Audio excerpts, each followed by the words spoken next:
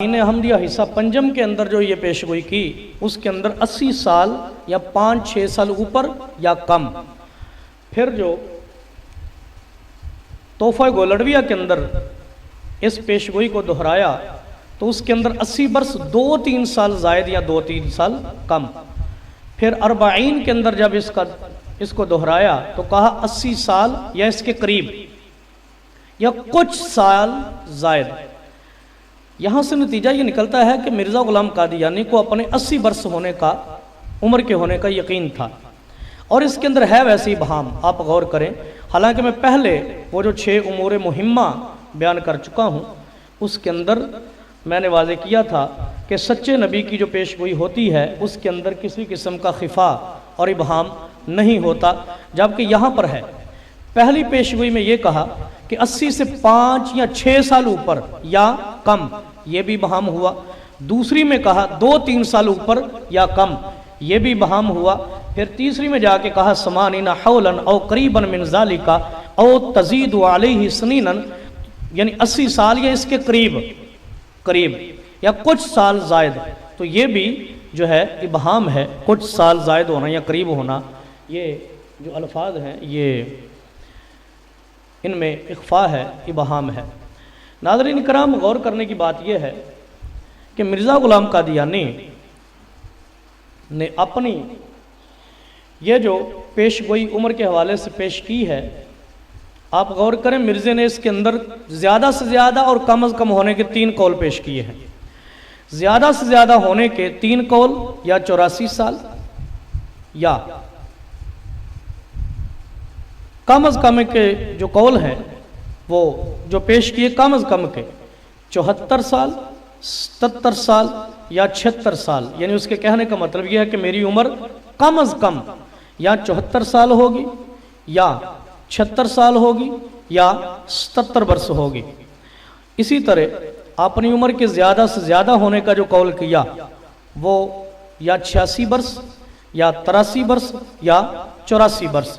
یہ زیادہ سے زیادہ گویا کہ اس کی ساری میں نے ان عبارتوں کا خلاصہ آپ کو پیش کیا. وہ یہ کہنا چاہتا زیادہ سے زیادہ میری عمر 80 برس یا 86 برس یا 83 برس یا 84 برس ہوگی، اور کم از کم یا 74 یا 77 یا 76. ناظرین کرام، یہ تو تھا مرزا غلام قادیانی کی عبارتوں کا خلاصہ جو آپ نے سماعت کیا. اب جب ہم مرزا غلام قادیانی کی اپنی کتابوں اور اس کے ماننے والے مورخین کی کتابوں کو دیکھتے ہیں، میں پہلے بھی جملہ کہہ چکا، تو مرزا غلام قادیانی کی عمر جو ہے وہ 80 برس نہیں ہوتی، اور کم از کم کا جو اس نے قول کیا وہ تھا 74 برس کا. تو یہاں تک بھی اس کی عمر نہیں پہنچتی. زیادہ سے زیادہ مرزا غلام قادیانی کی جو عمر ہے وہ 78 یا 69 برس بنتی ہے، 68 یا 69. اس کی وجہ یہ ہے کہ مرزا غلام قادیانی 26 مئی 1908 کو 26 مئی 1908 کو مرتا ہے، اور یہ تو اس کی تاریخ موت ہے. اس کی جو تاریخ پیدائش ہے وہ میں آپ حضرات کے سامنے اسی کی کتابوں سے آپ کے سامنے رکھتا ہوں تاکہ بعد میں کوئی ابہام نہ رہ جائے اور اس کی عمر کا تخمینہ لگانے میں آسانی ہو سکے. دوبارہ سنیے، مرزا غلام قادیانی 26 مئی 1908 کو مرتا ہے، اور اس کی پیدائش کیا ہے؟ جب پیدائش کا پتہ چل جائے گا تو اس کی عمر کی کیلکولیشن کرنے میں بالکل آسانی ہو جائے گی. یہ دیکھیے، مرزا غلام قادیانی کی کتاب کتاب البریہ ہے، اس کا صفحہ نمبر 146، روحانی خزائن جلد 13 صفحہ 177. اس کا حاشیہ ہے، کہتا ہے، اب میرے ذاتی سوانے یہ ہیں کہ میری پیدائش 1839 یا 1840 میں سکھوں کے آخری وقت میں ہوئی ہے. ناظرین کرام، یہاں پہ آپ غور کریں، مرزا غلام قادیانی خود اپنی یہ تاریخ پیدائش بیان کر رہا ہے. یہ مرزا کی کتاب کتاب البریہ صفحہ 146 حاشیہ روحانی خزائن جلد 13 صفحہ 177. تو یہ مرزا غلام قادیانی کی پیدائش ہے، اور میں نے اس کی موت کی تاریخ آپ کو پہلے بیان کر دی 26 مئی 1908۔ تو یہ میں نے جو آپ کے سامنے اس کی موت کی تاریخ اور پیدائش کی تاریخ رکھی ہے، ہر عامی بندہ اس کا حساب لگائے تو 78 یا 69 برس بنتی ہے۔ حالانکہ مرزا غلام قادیانی نے اپنی عمر جو ہے 80 برس ہونے کی پیش گوئی کی تھی، یا زیادہ سے زیادہ 84، 83 یا 86 برس ہونے کی، زیادہ سے زیادہ 86 برس ہونے کی، اور کم از کم اس نے اپنی عمر کے ہونے کی جو پیش گوئی کی تھی وہ تھی یا 74، 77، 76 برس، کم از کم 74 سال۔ اس کا مطلب یہ ہوا کہ مرزا غلام قادیانی کی یہ پیش گوئی 100% جھوٹی نکلی ہے۔ اللہ اکبر۔ ناظرین کرام، یہ تھی مرزا غلام قادیانی کی پہلی جھوٹی پیش گوئی۔ اب ذرا آگے چلیے، مرزا غلام قادیانی کی دوسری جھوٹی پیش گوئی۔ مرزا غلام قادیانی اپنے نکاح میں مبارک عورتوں کے آنے کے حوالے سے پیش گوئی کرتا ہے۔ مرزا غلام قادیانی نے 1886 میں یہ پیش گوئی کی، کہنے لگا، پھر خدائے کریم نے مجھے بشارت دے کر کہا کہ تیرا گھر برکت سے بھرے گا اور میں اپنی نعمتیں تجھ پر پوری کروں گا، اور خواتین مبارکہ سے جن میں سے تو بعض کو اس کے بعد پائے گا تیری نسل بہت ہوگی، اور میں تیری نسل، تیری ذریت کو بہت بڑھاؤں گا اور برکت دوں گا۔ ناظرین کرام، یہ مرزا غلام قادیانی کے الہامات، جھوٹے الہامات، کشوف اور خواب، ان کو جمع کر کے اس کے ماننے والوں نے کتاب کا نام تذکرہ رکھا ہے۔ اس کا صفحہ نمبر ہے 111۔ تو یہاں مرزا غلام قادیانی نے اپنے نکاح میں خواتین مبارکہ آنے کی پیش گوئی کی ہے۔ یہ تذکرہ کا صفحہ نمبر 111 ہے۔ اسی طرح اس کا یہ مضمون اور یہ پیش گوئی تبلیغ رسالت کی جلد 1 صفحہ 60 پر بھی موجود ہے۔ ناظرین کرام، مرزا غلام قادیانی کی یہ پیش گوئی بھی 100% جھوٹی نکلی۔ اس کی وجہ یہ ہے کہ مرزا غلام قادیانی کا ہر چیلا، چاہے وہ لاہوری گروہ سے تعلق رکھنے والا ہو یا مرزئی گروہ سے تعلق رکھنے والا ہو، ہر کوئی جانتا ہے کہ اس کے بعد، اس پیش گوئی کے بعد مرزا غلام قادیانی کے نکاح میں ایک عامی عورت بھی نہیں آئی۔ چاہے جائے کہ مبارک خواتین ہوتی، برکت والی ہوتی، تو اس کا مطلب یہ ہوا کہ مرزا غلام قادیانی کی یہ پیش گوئی بھی 100% جھوٹی نکلی ہے۔ ناظرین کرام، آگے چلیے مرزا غلام قادیانی کی جھوٹی پیش گوئی نمبر 3۔ مرزا غلام قادیانی نے اپنے بارے یہ پیش گوئی کی تھی کہ میں مکہ میں مروں گا یا مدینہ طیبہ میں مروں گا، لیکن ساری زندگی مرزا غلام قادیانی کو نہ مکہ پاک جانا نصیب ہوا نہ مدینہ طیبہ جانا نصیب ہوا۔ مرزا غلام قادیانی نے 14 جنوری 1906 کو یہ پیش گوئی کی تھی، ہم مکہ میں مریں گے یا مدینہ میں۔ یہ تذکرہ کا صفحہ نمبر 503 ہے، یہ دیکھیے۔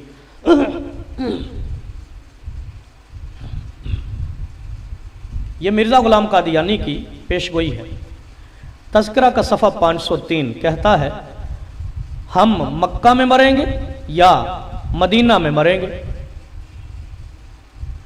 ناظرین کرام، مرزا خبیث کی یہ پیش گوئی بھی ایک دم جھوٹی ثابت ہوئی، کیونکہ مکہ اور مدینہ مقدس مقامات میں مرنا تو دور کی بات ہے، ساری زندگی اس لعین کو وہاں پر جانا نصیب بھی نہیں ہوا، کیونکہ ہر اپنا پرایا جانتا ہے، مرزا غلام قادیانی کا چیلا چیلا جانتا ہے، ہر اس کا چمچہ جانتا ہے، اس جھوٹے نبی کا ہر جھوٹا امتی جانتا ہے کہ مرزا غلام قادیانی 26 مئی 1908 کے اندر برنت روڈ لاہور کی احمدیہ بلڈنگ میں دوزخ رسید ہوا، پھر ट्रेन के जरिए उसकी लाश को, पलीद लाश को कादियान में मुंतकिल कर दिया गया, यानी लाहौर में मरा और कादियान में उसको दफन किया गया। यूं करके वो वासिल जहन्नम होता है। मिर्ज़ा गुलाम कादियानी नाजरीन सारी ज़िंदगी ना मक्का जा सका ना मदीना जा सका, तो इस तरह कादियानी की तीसरी पेशगोई भी झूठी निकली। आगे चलिए मिर्ज़ा गुलाम कादियानी की पेशगोई नंबर, झूठी पेशगोई नंबर 4। मिर्ज़ा गुलाम कादियानी ने 15 मई 1904 को ये पेशगोई की थी कि शोखो शंग लड़का पैदा होगा, यानी उसने अपने हवाले से ये कहा था कि मेरे घर में शोखो शंग लड़का पैदा होगा। 15 मई 1904 को, और ये तज़किरा का सफ़ा नंबर 430 है। नाज़रीन किराम,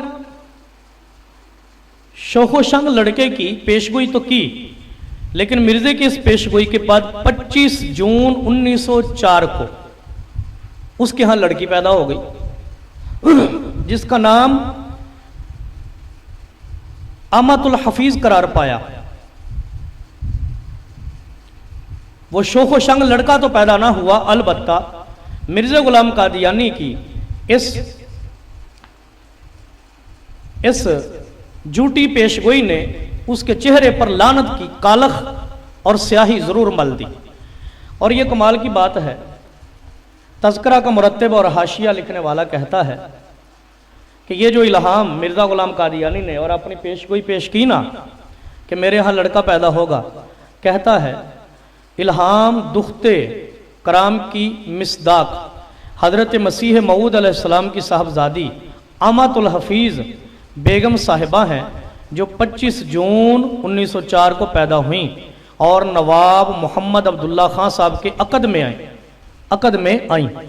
इसका मतलब ये हुआ कि ये मिर्ज़इयों को भी तस्लीम है, वो भी मानते हैं कि पेशगोई की थी लड़का पैदा होने की, लड़का पैदा ना हुआ बल्कि लड़की अमातुल हफीज पैदा हुई।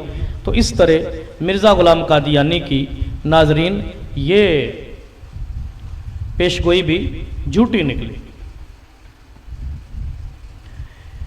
इसी तरह मिर्ज़ा गुलाम कादियानी की झूठी पेशगोई नंबर 5। मिर्ज़ा गुलाम कादियानी का एक मुरीद था मियाँ मंजूर मोहम्मद कादियानी। मियाँ मंजूर की 2 बेटियां थीं, एक का नाम था हामिदा और एक का नाम था सालेहा। मियाँ मंजूर की बीवी जब पहली बेटी हामिदा की पैदाइश के थोड़ा अरसा बाद हामिला हुई तो मिर्ज़ा गुलाम कादियानी ने मिर्ज़ा मंजूर के घर में बेटा पैदा होने की पेशगोई कर दी। यानी हामिदा पहले पैदा हुई, जब हामिदा के बाद दोबारा मियाँ मंजूर की बेगम को हमल हुआ तो उसने मिर्ज़ा गुलाम कादियानी ने अपने मुरीद मियाँ मंजूर के घर में बेटा पैदा होने की पेशगोई की। ये ज़रा तफसीली बात भी है और दिलचस्प भी है। मिर्ज़ा गुलाम कादियानी 19 फरवरी 1906 को ये पेशगोई करते हुए कहता है, देखा कि मंजूर मोहम्मद साहब के यहाँ लड़का पैदा हुआ है और दरियाफ्त करते हैं कि इस लड़के का नाम क्या रखा जाए। तब ख्वाब से हालत इल्हाम की तरफ चली गई और ये मालूम हुआ कि उसका नाम बशीरुद्दौला होगा। नाजरीन ये तज़किरा का सफ़ा नंबर 510 है।